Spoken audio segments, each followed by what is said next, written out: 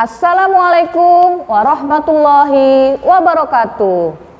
Bertemu kembali dengan saya, Ibu Siti Tienti Wahyuni Nasution, Magister Pemikiran Islam dalam bidang studi Sosiologi di SMA Islam An-Nizam, Medan. Apa kabar anak-anak? Semoga semua dalam keadaan sehat walafiat, tetap semangat belajar sosiologi, karena sosiologi wonderful.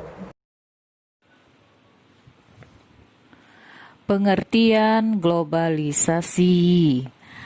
Anak-anak yang baik, sudah kita ketahui bersama bahwa dengan adanya modernisasi, masyarakat menjadi maju, baik dalam bidang pendidikan, teknologi, maupun ekonomi.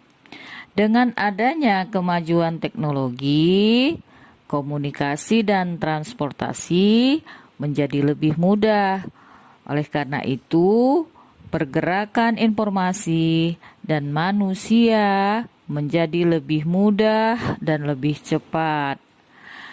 Perubahan tersebut tentu berdampak pada hubungan antar negara. Antara negara satu dan negara lainnya seolah-olah tidak terdapat batas lagi. Hal inilah yang menandai terjadinya globalisasi.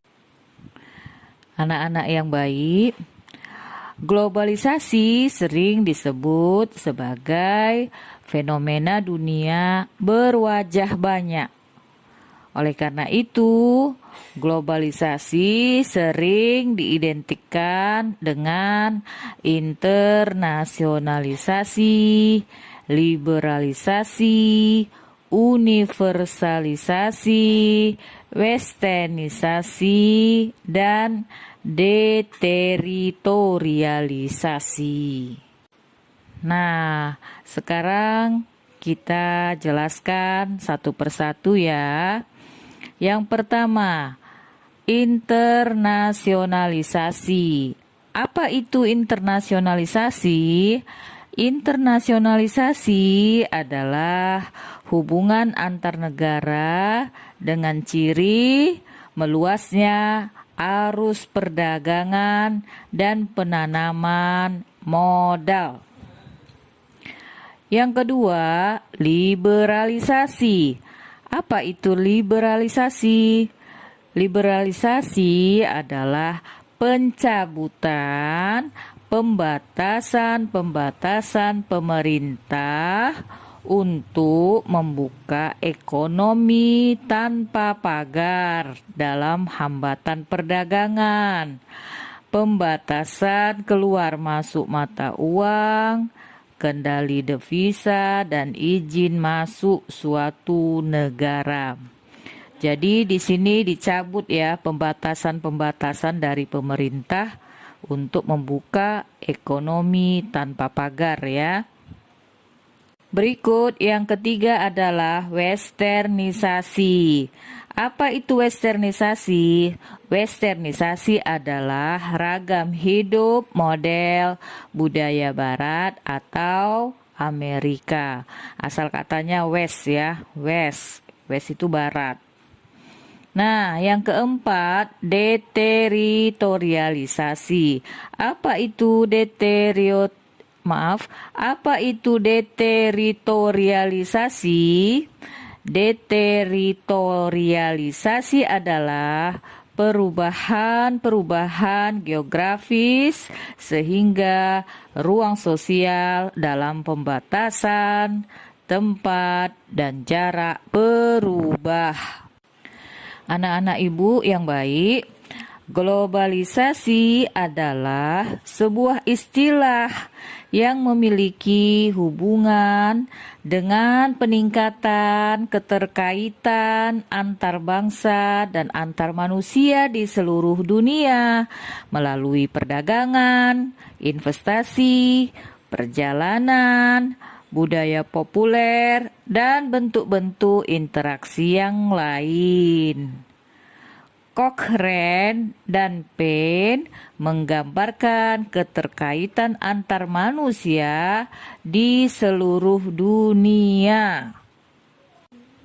Sekarang ini obat-obatan terlarang, kejahatan, penyakit, gagasan, gambar-gambar, berita, informasi, hiburan, polusi, barang, dan uang bergerak di seluruh penjuru dunia. Hal-hal tersebut melintasi perbatasan negara dan menghubungkan dunia dalam sebuah skala yang tidak pernah terjadi dan dengan kecepatan yang tidak dapat dibayangkan sebelumnya. Nah, kenyataan bahwa kehidupan orang-orang dimanapun di dunia ini pada umumnya dibentuk oleh kejadian, keputusan, dan tindakan yang terjadi jauh dari tempat tinggal atau tempat mereka bekerja semakin meningkat. Apa artinya? Semua ini apa yang tengah digambarkan oleh Cochrane dan Payne adalah sebuah globalisasi, ya. Artinya yang dibacakan tadi itu adalah sebuah globalisasi, yakni munculnya sebuah sistem ekonomi dan budaya global yang membuat manusia di seluruh dunia menjadi sebuah masyarakat tunggal yang global, ya. Jadi diartikan kita ini semua sebagai sebuah masyarakat tunggal yang global. Selanjutnya, anak-anak, Anthony Giddens menegaskan bahwa kebanyakan dari kita sadar bahwa sebenarnya diri kita turut ambil bagian dalam sebuah dunia yang terus berubah tanpa terkendali. Dalam tanda kutip ya, dunia yang terus berubah tanpa terkendali. Dunia ini ditandai dengan selera dan rasa ketertarikan akan hal yang sama, perubahan dan ketidakpastian, serta kenyataan yang mungkin terjadi. Dengan demikian, globalisasi menurut Giddens adalah suatu proses radikalisasi dan universalisasi nilai-nilai modernitas peradaban Barat ke seluruh penjuru dunia yang kemudian berkembang menjadi modernitas global. Nah, sejalan dengan itu, Peter Drucker menyebutkan globalisasi sebagai zaman transformasi sosial. Artinya, setiap beberapa ratus tahun dalam sejarah manusia, transformasi hebat terjadi. Dalam beberapa dekade saja, masyarakat telah berubah kembali, baik dalam pandangan mengenai dunia, nilai-nilai dasar, struktur politik dan sosial, maupun seni. 50 tahun kemudian muncullah sebuah dunia baru. Lebih lanjut, Drucker mengatakan bahwa globalisasi adalah sebuah istilah menyeluruh untuk berbagai proses yang berada di jantung ekonomi global, yaitu penyebaran komunikasi global secara instan, pertumbuhan perdagangan internasional yang cepat, dan pasar uang global atau pasar perusahaan global. Nah, apa itu ekonomi global? Ekonomi global adalah produk segala hal tersebut dan lebih dari sekedar gabungan semuanya. Ekonomi global merupakan revolusi yang memungkinkan pengusaha manapun menanamkan uang dimanapun. Dengan uang itu dan dengan menggunakan teknologi, komunikasi, manajemen, dan tenaga kerja, mereka memproduksi barang dan jasa yang bisa dijual di segala tempat. Menurut Malcolm Waters, globalisasi dapat dilihat melalui 3 dimensi, yaitu dimensi politik, ekonomi, dan kultur atau budaya. Dalam hal ini, setiap negara mempunyai keterhubungan satu sama lain lewat ketiga dimensi tersebut. Lebih lanjut lagi, dilihat dari dimensi budaya, ternyata globalisasi memberikan pengaruh ke negara-negara lain. Kondisi ini dapat kita lihat pada teori dependensi F.H. Cardoso, yaitu globalisasi akan memberikan dampak negatif berupa homogenitas budaya dan gaya hidup yang menempatkan nilai-nilai universal menjadi tereduksi oleh suatu kepentingan kekuatan dunia yang memaksakan kehendaknya. Homogenitas ini ditandai dengan banyaknya pengalaman umum dan gaya hidup yang mirip dengan kelompok kelas menengah, sehingga akan meminimalkan budaya dan gaya hidup lokal. Nah, ahli lain ada yang bernama Martin Albrow.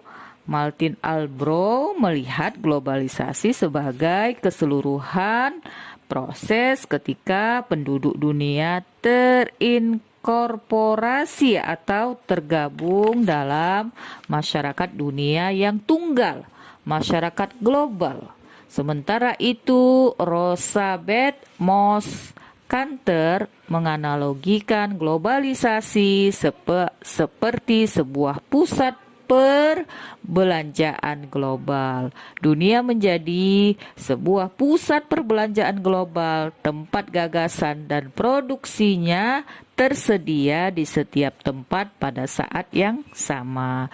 Adapun menurut Mansour Fakih, globalisasi adalah proses yang ditandai dengan pesatnya perkembangan paham kapitalisme, yakni kian terbuka dan menglobalnya peran pasar, investasi, dan proses produksi dari perusahaan-perusahaan transnasional. Nah, anak-anak yang baik, selain definisi globalisasi dari beberapa ahli di atas, berikut pengertian globalisasi secara umum. Yang pertama, globalisasi sebagai transformasi kondisi spasial temporal kehidupan. Hidup yang kita alami mengandalkan ruang dan waktu. Artinya, jika terjadi perubahan dalam pengelolaan tata waktu ruang, terjadi pula transformasi pengorganisasian hidup. Yang kedua, globalisasi sebagai transformasi lingkup cara pandang. Dengan kata lain, globalisasi menyangkut transformasi isi dan cara merasa serta memandang persoalan di kalangan masyarakat dunia. Yang ketiga, globalisasi sebagai transformasi modus, tindakan, dan praktek. Dengan kata lain, globalisasi menunjuk pada proses kaitan yang makin erat di antara semua aspek kehidupan pada skala mondial atau dunia. Nah, anak-anak ibu yang baik, semua merujuk dari beberapa pengertian globalisasi tersebut, dapat kita katakan bahwa globalisasi adalah sebuah ketergantungan antar masyarakat dunia dalam hal budaya, ekonomi, dan interaksi tanpa dihalangi oleh batas negara atau geografi. Meskipun demikian, sebagai pelajar, kamu perlu berhati-hati dalam menggunakan istilah globalisasi sebagaimana diindikasikan oleh John R. Wiseman. Globalisasi adalah kata yang paling rumit yang ada di akhir abad ke-20 karena kata ini memiliki beragam arti dan dapat dipakai dengan berbagai cara. Demikian pembelajaran kita tentang pengertian globalisasi. Semoga bermanfaat buat kita semua. Assalamualaikum warahmatullahi wabarakatuh. Demikian pembelajaran hari ini. Sampai jumpa di video pembelajaran berikutnya. Jangan lupa like, comment, and share video ini. SMA Islam An-Nizam, unggul, cerdas, Islami. Assalamualaikum warahmatullahi wabarakatuh.